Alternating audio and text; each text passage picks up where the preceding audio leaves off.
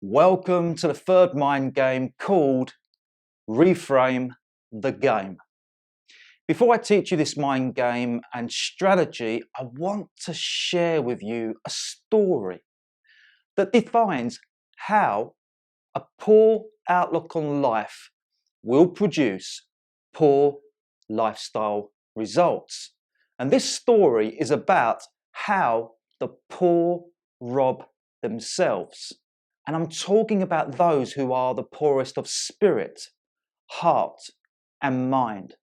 A few years back, I was on this sightseeing trip around Nottingham City in northern England. And Nottingham is the home of the legendary English folklore Robin Hood. Robin Hood is the story of an heroic outlaw that robbed from the rich to give to the poor. So there I was, a few blocks away from the city centre and peering through the display window of a jewellery shop, and I was in deep admiration for the sublime craftsmanship of these opulent watches. Then, just over my right shoulder, I hear this craggy voice. Nice, aren't they? Too expensive though. And so I glanced across to see this dishevelled man in his early 50s. He was looking directly at me for a response. So I replied with, "Only if you believe so." There was a slight pause, followed by the man apologising profusely with the overreaction of, sorry, I'm sorry, mate." Perhaps I'd caught him off guard. Perhaps he was expecting me to respond with, "Yeah, I know, maybe one day I'll be able to afford one," which would have been me affirming to both him and me that such opulent watches were beyond reach. But I'm not one for poor thinking. I did, however, notice this stranger was wearing drab and dirty clothing, which suggested to me that he was on Skid Row. His shabby choice of words also conveyed to me a person of limited belief. And not that I'm one to judge, I was just making a keen observation. And in every way, this man's outward expression did scream, I am unworthy of good treatment. What I do know is that worth comes from the eyes of the beholder. It is through the eyes of a subjective bias that one judges one's worth. We perceive what we are worthy of in direct correlation to our self-worth, which is to say that we judge what we can or cannot be, have and do according to what we believe that we are worth. A sense of self-worth is formed by making a personal evaluation of our worth in relation to its recognised, proven and rewarded value in society.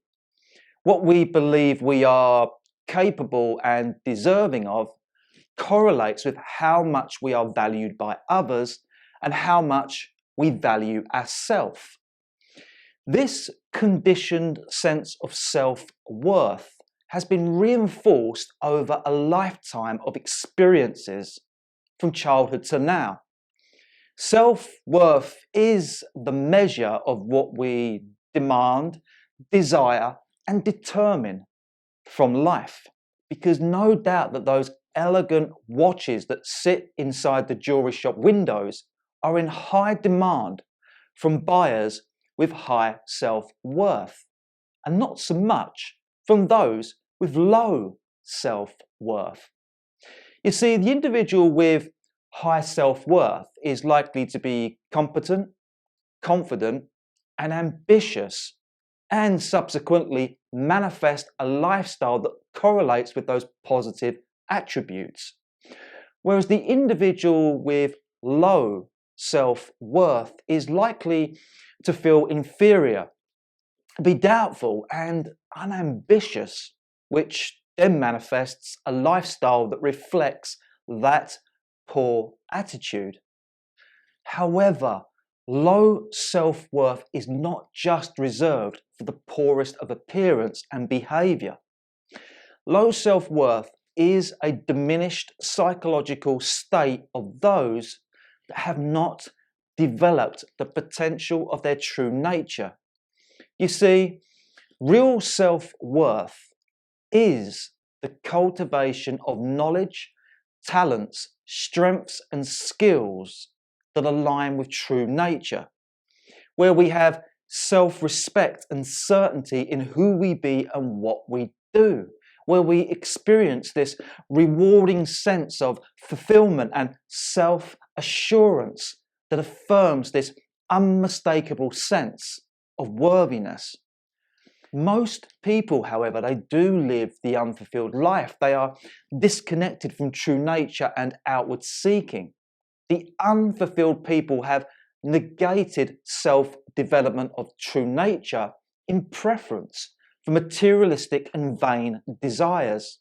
The unfulfilled people have cultivated fake self-worth, whereby the sense of worth is externalized and not internalized, where the sense of worth is intellectualized and does not resonate deeply within the core of the heart. In point of fact, exterior wealth does not equal interior wealth.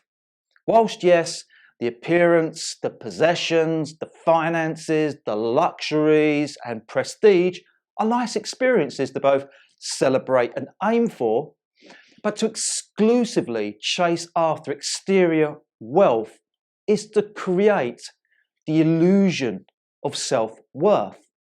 Whenever we exclusively externalize value, we misplace our worth into the object of our desires. Misplaced worth is to identify with the object of wealth, the asset, the idea or the concept, and think that is what I am worth. Externalized worth is to apportion one's sense of worth outside of and separate to the self, where the sense of self is attached to the abstract ideas and ideals of wealth and reliant upon the acquisitions and possessions of tangible wealth in which to validate that sense of worthiness within. With externalized worth, when one is absent of those objects that one believes are a sign of wealth and worth, one is then left feeling worthless without them in his or her presence. Again, real self-worth comes from developing knowledge, talents and skills that align with true nature and self-affirms who I am is worthy. There is no need for the tangible assets or abstract ideals to make one feel of worth when there is a heartfelt respect and deep appreciation for who we be and what we do. Whereas fake self-worth is to cultivate attributes that are artificial to one's true nature. That which is artificial to one's official self and does not stimulate and resonate with true nature will not leave a visceral imprint. And when not cultivating real self-worth, the innate potential of who you were born to be remains as this latent void of unmet potential. The void of unmet potential is the emptiness, the uncertainty, the unknowingness, the dissatisfaction, the worthlessness, the feeling of never enough, and that yearning to be and have more. Sadly, in today's materialistic society, people mistakenly believe that having more wealth is the answer to their happiness. The pursuance of exterior wealth, however, only affords temporary satisfaction. It is only in the chase, the distractions, the dramas that we briefly enjoy, the risks, expectations, and thrills of getting our desires met. Desire soon wanes as the novelty of what we desired subsides to a sense of familiarity. And this is when nothing seems to be turning you on. And that's why there are many examples of rich folk with much exterior wealth, and yet they are poor inside and miserable in how they live their lives. They've externalized much of what they desired and internalized less of who they are by true nature. And those who do bathe in the glory of their exterior wealth, you will notice that they have few complaints. The choices, distractions, pleasures that come from having much wealth keeps their mind preoccupied and the innermost problems at bay. Their lifestyle pleasures, luxuries and comforts keep their egoic mind all starry-eyed with pride and conveniently suspended in a false sense of self-worth security. So long as they can play the superficial game and keep the inner angst at bay, the illusion of self-worth is maintained, even though the void of unmet potential grows discontent within, even though they can't be happy without the things that make them happy. It is when one loses the superficial game of life that the illusions of self-worth are shattered. The shattering of one's perceived worth is the classic case of a riches to rags story. If one has accumulated exterior wealth and yet failed to develop the innate potentials that align with true nature, the loss of that wealth out there means there is nothing to validate a sense of self-worth in here. The artificial veil of self-worth has come crashing down to reveal the painful void of emptiness within. When everything held dear is gone, you truly do discover who you are and what you're made of, or lack thereof, as the case may be. The lack of self-worth is to be in a state of worthlessness. Worthlessness is a poor psychological state as the result of not maturing into one's truest, highest and fullest potential. Worthlessness does not feel worthy of that which is beyond its scarce thinking.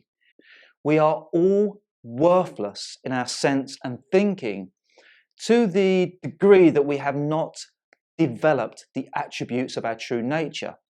When externalizing worth exclusively, we all rob ourselves from the potential of developing the gifts that we were born with.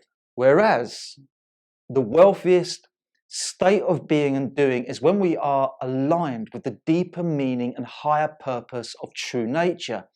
When who we be does flow from the heart and touches the hearts, where the ultimate wealth is life itself, because there's nothing more valuable than life itself. Life is of immeasurable worth.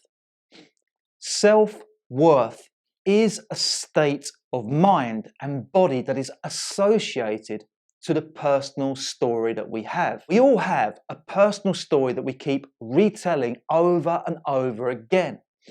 This personal story is a series of crafted narratives that we've identified with over a lifetime and that correlates with our life conditions.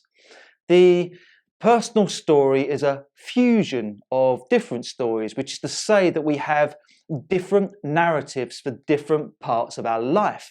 For example, someone can simultaneously identify with being a parent, a sports fan, a lorry driver, and a hot dog lover, where each identification has its own unique story and memories. And here's the thing. We believe in our personal story so fervently because The story has been choreographed and validated over a lifetime of personal experiences. The hardships and highlights, the magics and mishaps, the sorrows and satisfactions, they have been seared into the memory banks of who we think we are.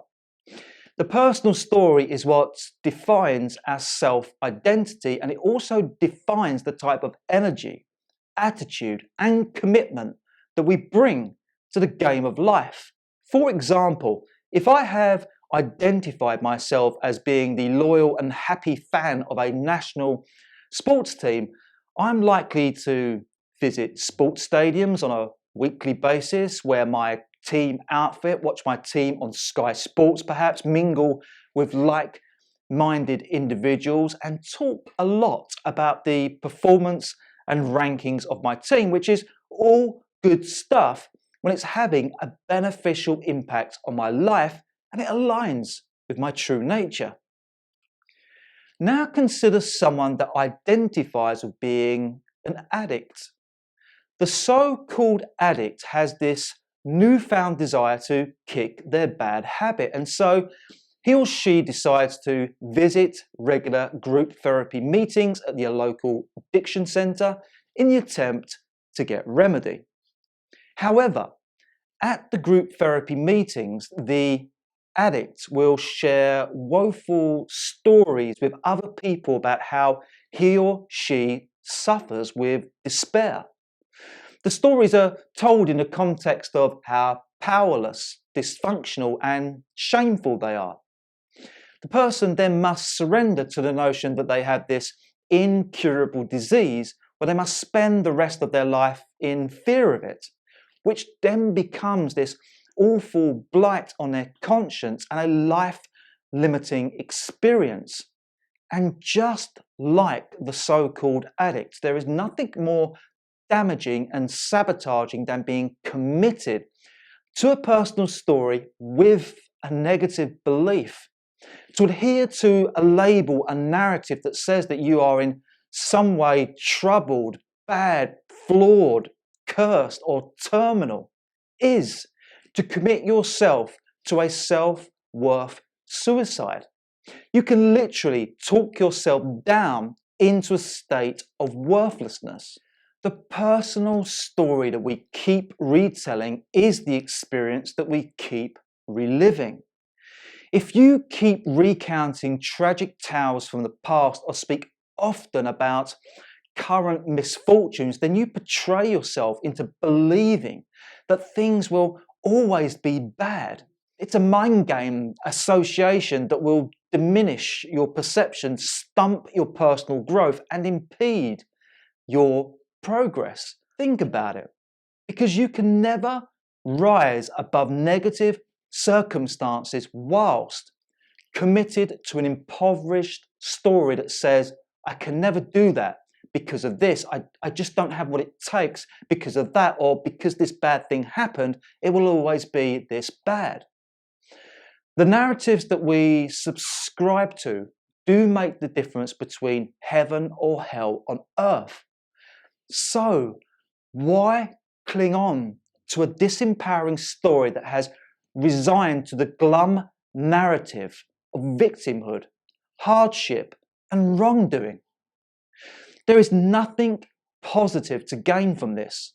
Like a broken record, limiting thoughts and negative feelings will be mostly blues and no rhythm, where the outlook is bleak and the funeral march never ends. The more we do think and speak of that which vexes the soul, the more we continue living those traumatic ordeals that we speak of. And we can talk ourselves right down into the gutter.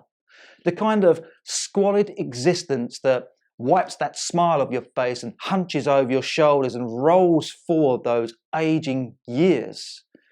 Not so nice.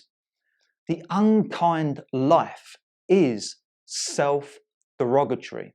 And there are three distinct ways that we derogate, disapprove of, and disappreciate our own life. We tend to make pitiful declarations, which means we declare how we've suffered misfortune because of someone or something out there. We make fatal prognosis, which means we have diagnosed and concluded that we are in some way the subject of something harmful and limiting. And we make damning justifications, which means we are continuously declaring to ourselves and others why we are guilty, shameful, at error, why we can't, why we shouldn't, why it won't work, why it will never happen, which then keeps us damned to the limits of what we think and say.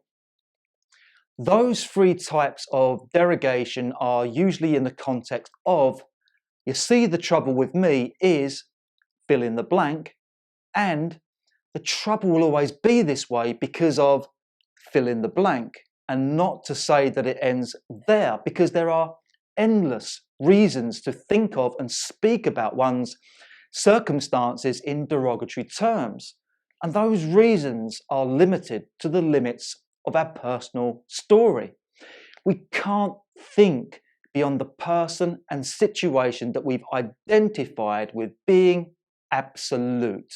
When, however, you have separated your unlimited conscious awareness, which is who you really are, from the limitations of who you think you are, then you will realize that those limited personal stories are nothing more than stories, and that your mind is open and free to think otherwise.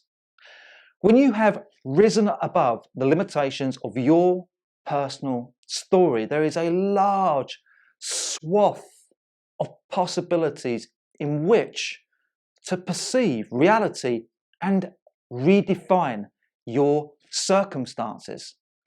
Yet whilst you choose to cling on to your personal story and its derogations, you will always be troubled by the problems that you can't think beyond. Holding on to a limited story is why we suffer. We suffer when we can't think beyond the faults that make us suffer. We suffer when holding on to a belief that we can't mend someone, something, or somehow that is broken. We suffer when we think we can mend someone, something, or somehow that can't be fixed. Sometimes things do get broken beyond a certain point and they can't be glued back together. Sometimes they can be glued back, and yet they are never quite the same in appearance or performance. Sometimes we must learn to live with and appreciate the broken things. Sometimes we must leave the shattered pieces where they fall and move on. If, however, we continue holding on to a story that says we are harmed, limited, that things can't be resolved, then we will always carry the psychological pains associated to that story. This means that when you suffer, it's because of you and no one else. You suffer because of the negative story that you've associated to the experience that you're having. You suffer when holding on to the faults that say you should be pained, even when the upset, pain and loss is caused by another. It's you that holds on to that suffering with the negative resentment that you've assigned to the situation and person. It will never be possible for you to enjoy life when carrying the heavy chains of resentment. You cannot find peace when juggling the fragmented pieces of a broken history. When you do accept that your current circumstances are here to reward you with the growth of wisdom, you can then let go of any foolish story that says you are a victim of wrongdoing, unfairness, and limitation. When you surrender to life on life's terms, you can let go of those torturous stories that say it must be my way. I appreciate that those former sentiments might not easily marinate within the context of a reality that is tasteless, unfavourable, and unappealing. The cold, hard truths of reality are exactly that. And we can find ourselves sometimes dealing with those unexpected ordeals. Yet, it is still you that chooses to accept, reject, agree, or disagree with the different stories of reality as they are presented to you. You are the one that holds on to a bad reality with a bad story. And you also have the power to change that bad reality with a better story. And the greatest superpower that we all have is choice. We all have the power to choose the meaning of our experiences. Regardless of how reality presents itself, we all have the power to choose whether that experience is negative or positive, unfair or fair, evil or good, ugly or beautiful, depressing or joyful, fearful or loving, permanent or changeable, losable or winnable, impoverished or enriched, to be loathed or to be loved. The interpretation of reality that you choose is the story that you assign to the experience that you have. So I now want you to think about the different stories that you have assigned to the different areas of your life. Are those stories regressive, suspensive, or progressive in nature? Do the narratives harm or help you? Do they make you feel empowered or disempowered? Do they provide you with a sense of high self-worth or worthlessness? Where have you limited your experience with a pitiful declaration, a fatal prognosis, or a damning justification? Meditate on these questions, then express your findings with some journaling work. And now I will end that segue with some relevant humour. Whenever that poor little you is feeling down in the dumps, all you have to do is just remember this. Thank God for toilet paper. Otherwise, you would have a crappy little arse to go with that crappy little attitude. And whatever crappy little stories that you have, it's time to change them. Now I want to share with you a story which is very relevant to the mind game that you are going to learn in this tutorial. In 1980, Terence Stanley Fox, a Canadian athlete, humanitarian and cancer research activist, embarked on a grueling cross-country run from East to West Canada to raise money and awareness for the Marathon of Hope Cancer Foundation. Starting from St. John's, Newfoundland, Terry ran the equivalent of a full marathon every day. By the time he reached Ontario, his extraordinary feat of endurance and altruism had attracted countrywide media attention and local support. Terry was being hailed as a national hero for his efforts. And if that story wasn't amazing enough, Terry embarked on his cross-country run with a prosthetic leg. Terry's actual leg had been amputated as a result of cancer.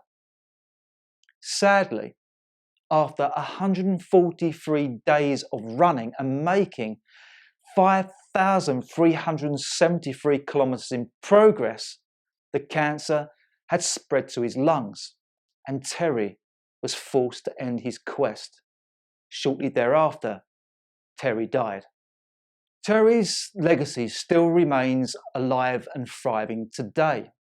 In commemoration for his remarkable achievement, there is a World worldwide annual event named the Terry Fox Run, which takes place in over 60 countries and with millions of participants each year. It is one of the world's largest one-day events that fundraises for cancer research, with over $800 million having been raised thus so far. And it always moves me to think of that man. Terry's story touches me deep within.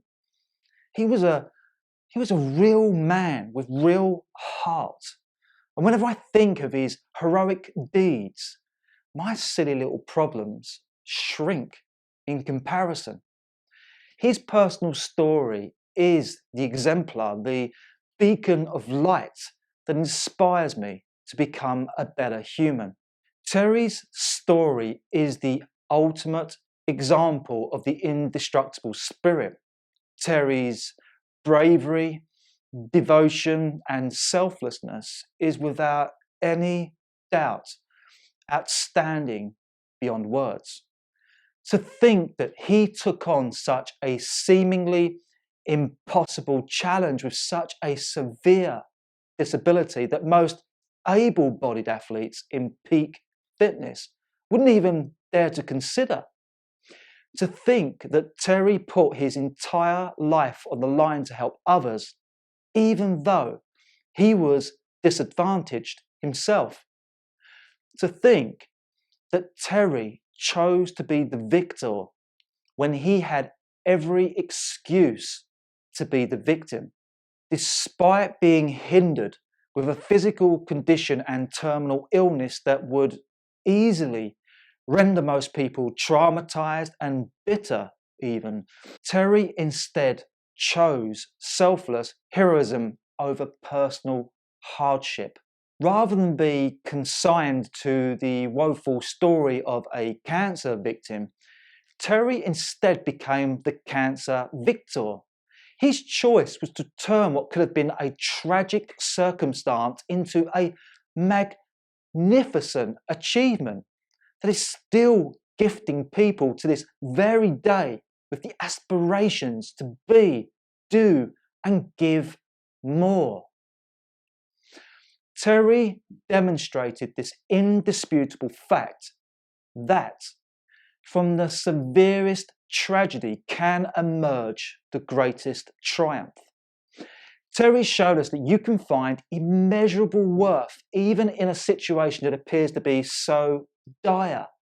And for that, Terry, we salute you. We recognize that personal misfortune can be transformed into something that has so much deeper meaning and higher purpose. We realize that we too are just one story away from making that heroic transformation, because even though we can't erase the past, we can revise it instead. And that brings us nicely onto Reframe the Game, the third mind game strategy that you are about to master. Reframe the game, the strategy that you are about to learn. You will be able to turn any tragic circumstance into a triumph. Reframe the Game is a mind game strategy that utilizes the power of positive storytelling. With positive storytelling, you can revise a bad past, redefine a difficult present, and rewrite a better future, taking a limited personal story and then upgrading its narrative with a positive connotation. Just like when the Beatles sang, "Hey Jude, take a bad song and make it better." That great advice of the Beatles has practical use with a psychological technique known as reframing. Reframing is a skill that uses the power of positive storytelling to reconceive the way that we view reality, which means that we can take a bad, impossible, or stressful situation in life and upgrade the way that we see it with an optimistic outlook. The reframing technique is similar to reframing a picture. Envisage that you have this special picture of a loved one that takes pride and centre on your living room wall. Over time, the wooden frame has become buckled and tatty with knots, splits and peeled paint. Every time that you look at that picture, you can't help but think, geez, that really looks unsightly. Even though inside the nasty frame is a beautiful picture of your cherished loved one. The only reason why the picture appears displeasing is because you have focused on the negative aspect of it. You've focused on a negative frame. With reframing, you would take the picture down from the wall and remove the photo from its old frame. And then you would carefully place that photo inside the most elegant and decorative frame that you can muster to imagine. One that says to you, and that really uplifts the room.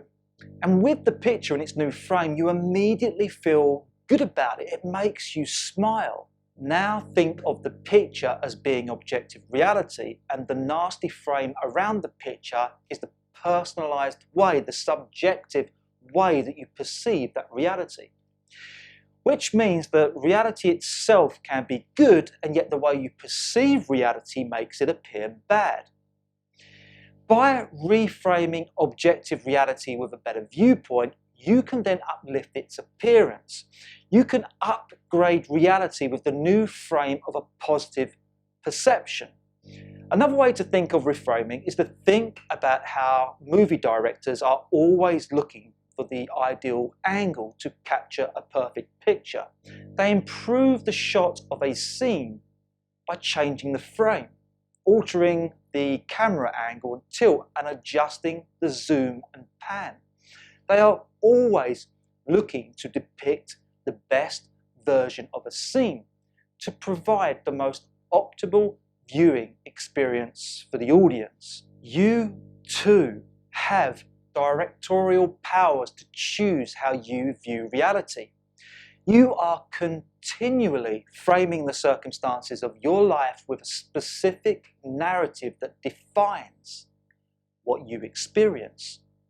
Therefore, why not choose the best stories in which to frame your reality with? Why not flip the script of those bad stories that limit and disempower you with a version of reality that empowers you?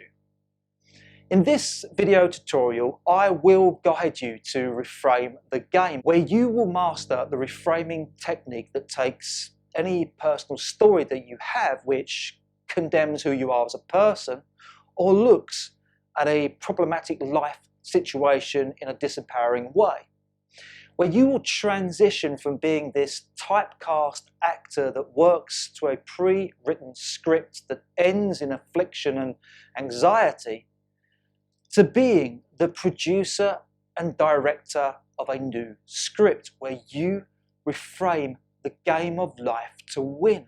I personally first discovered the power of reframing during an extremely difficult time in my past. It was during a time that I was trying to overcome this chronic addiction to alcohol and drugs. I was homeless, bankrupt, jobless, and separated from my 3 children, which really did get me in the heart. Back in those troubling days, I was suffering the fallout from a cataclysmic lifestyle collapse, this identity crisis, and a prolonged depression that lasted for over a year and a half. You could say at that point in my life I was repaying the karmic debt of a lifestyle gone very wrong. And the thing is, everything about my life back then was affirming just how tragic it really was. Everywhere I looked at my life, all I could see was disaster, and all I could feel was despair. And so my entire life was playing out like a really bad movie. And yet I hadn't realized the fact that it was my framing of the circumstances, how I was perceiving my reality, that was keeping me complicit with and indentured to its tragedy. I was a bad actor starring in a bad movie with a bad script.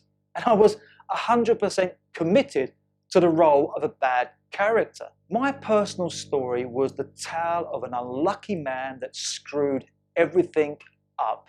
At my lowest point, my mind was buried in deep remorse. I was consumed with irreconcilable loss, and I was being tortured daily with inconsolable despair.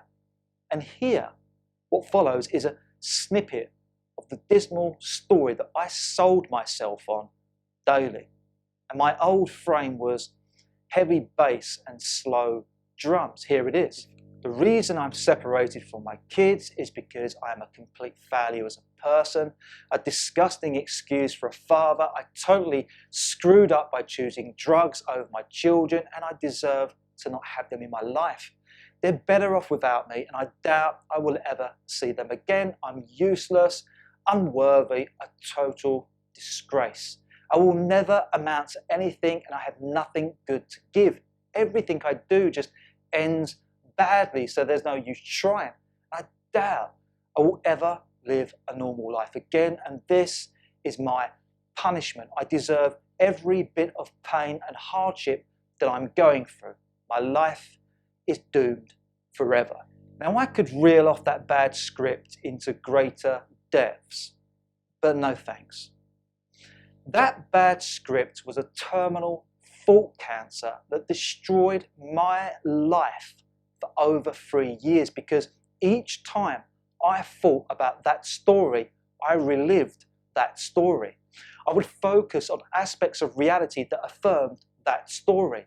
I would suffer the symptoms of unrelenting shame, defeat, and depression because of that story. And it was so bad that there was a period in my life that I was crying most nights and dreading most days.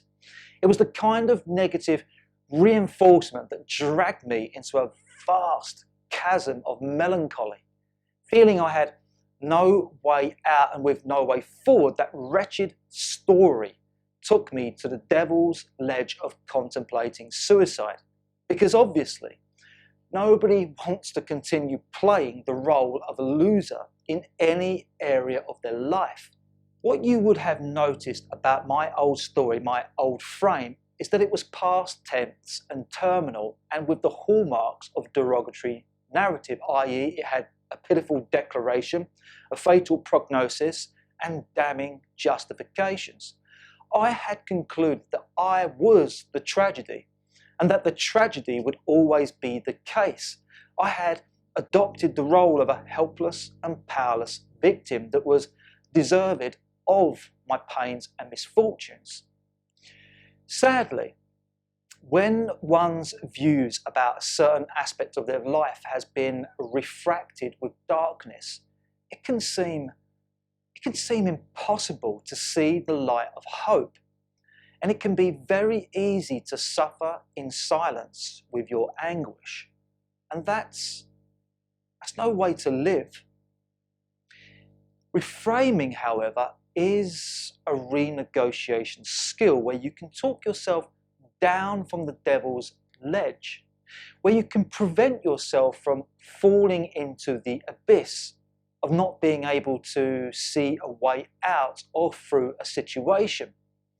The reframing technique will instead talk you up to the highest observation deck to see a panoramic view of greater possibilities.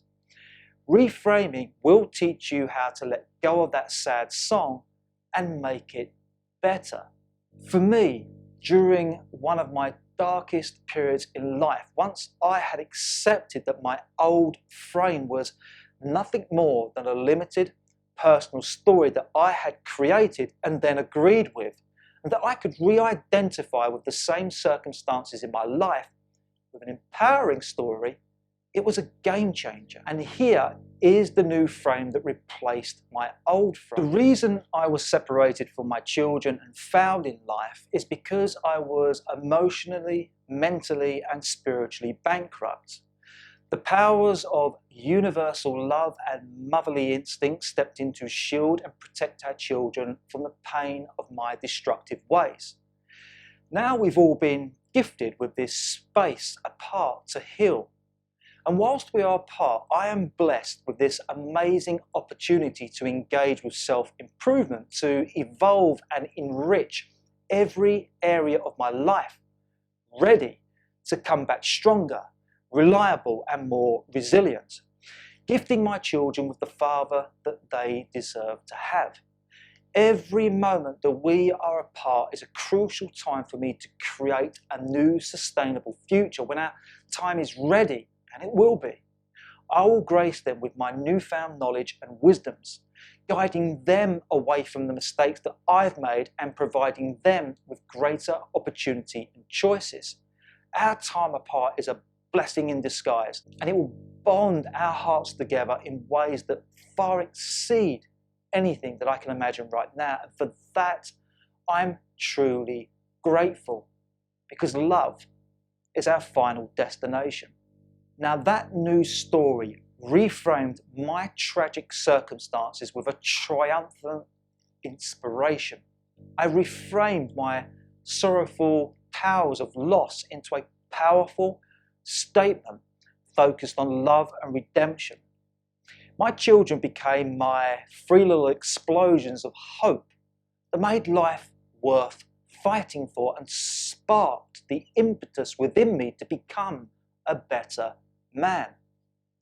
Now, admittedly, it did take me a few weeks of rehearsing my new frame for the new story to take hold.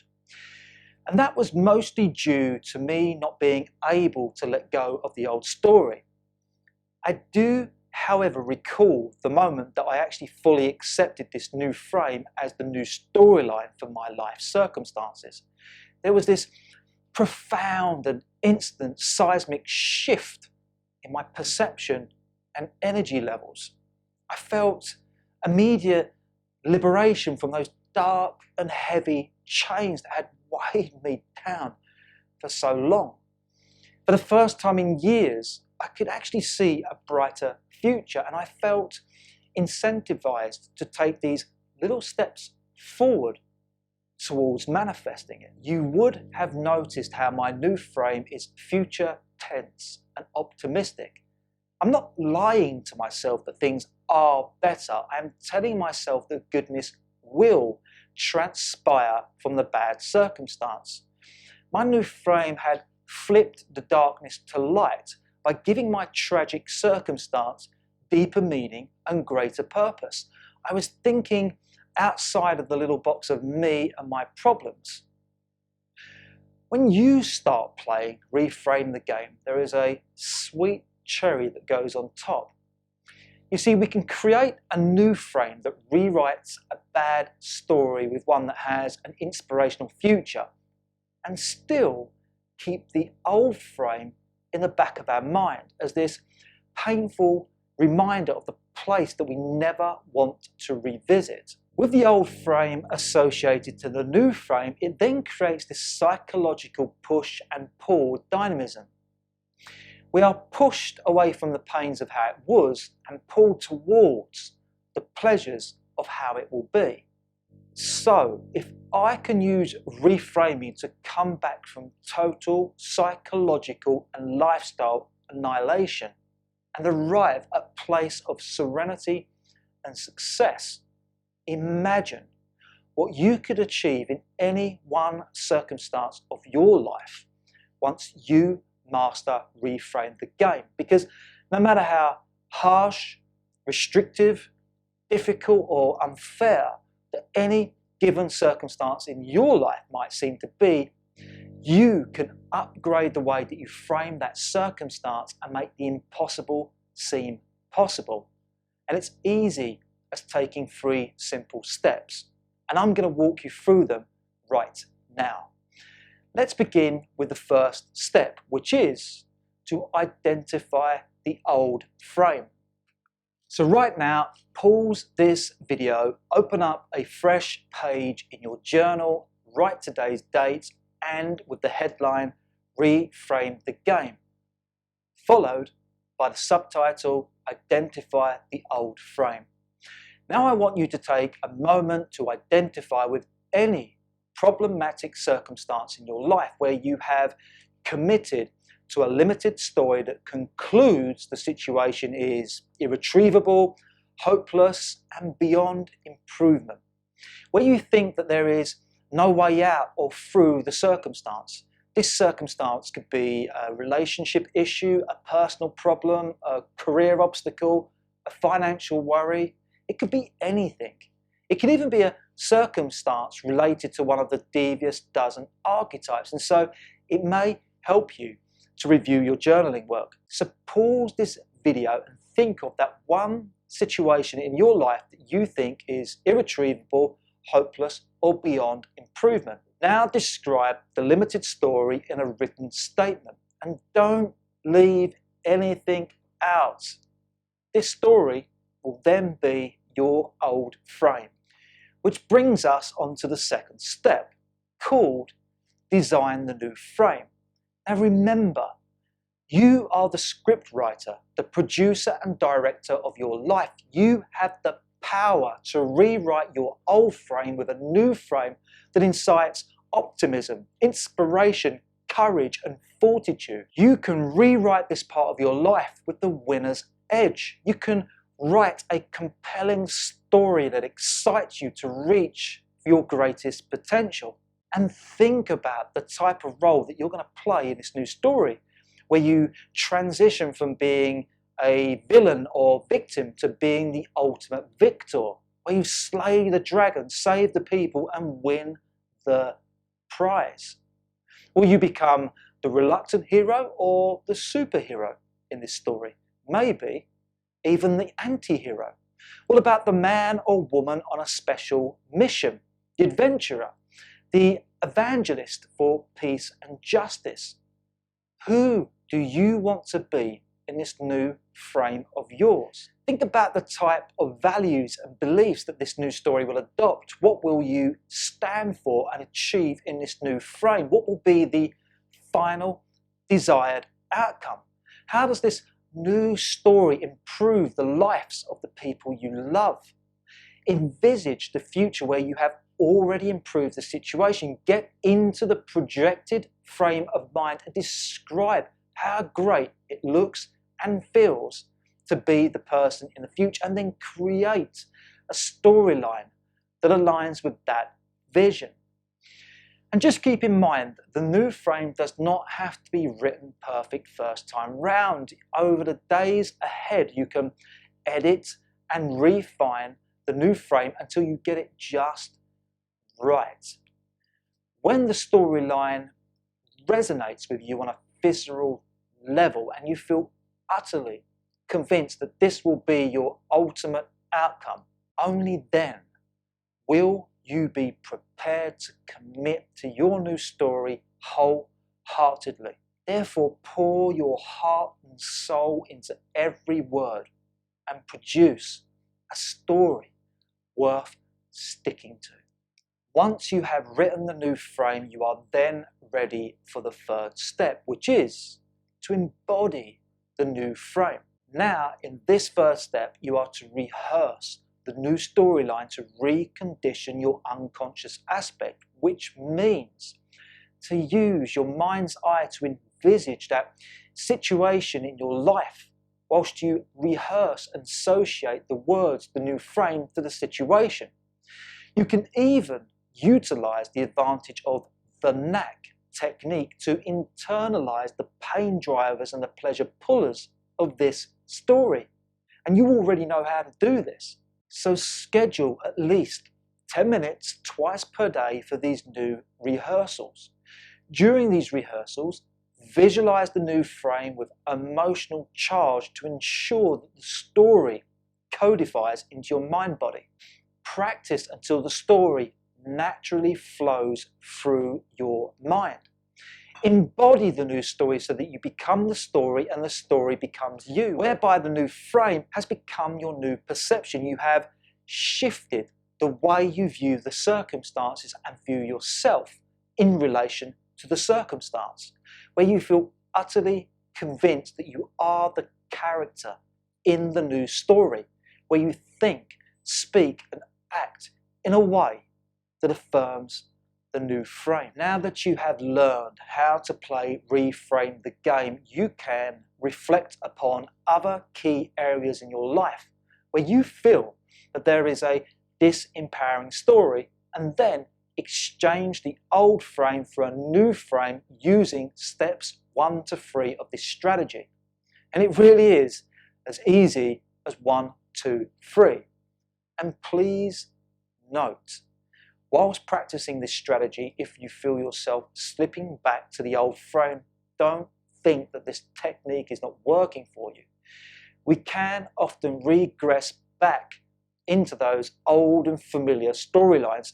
And if that happens to you, then just go back to rehearsing the story of your new frame. And remember, practice with patience and perseverance are the keys to success. If you do consistently practice Reframe the game, then you will experience the ultimate breakthrough transformation of being able to instantly shift your perception of reality at will. You will come to the profound realization that your perceptions of reality that you have accepted so vehemently, believed in so truthfully, and defended so enduringly are nothing more than stories that you have crafted inside your mind and then accepted to define that experience. You will soon realize that you can frame the same reality in a number of different ways, tones, and temperaments. Reframe the game is a mind game that continually wins. So become its perception practitioner, and you will constantly reap the benefits of major paradigm shifts that bring about greater levels of awareness and immense psychological and spiritual growth. With its embodied skill, you will always have the power to reframe any circumstance at any time and any place with a more compelling story that elicits a joyful experience where the future is written today. So, master, reframe the game, and then you will be ready for the fourth mind game called the equalizer game. And I'll see you at that next tutorial.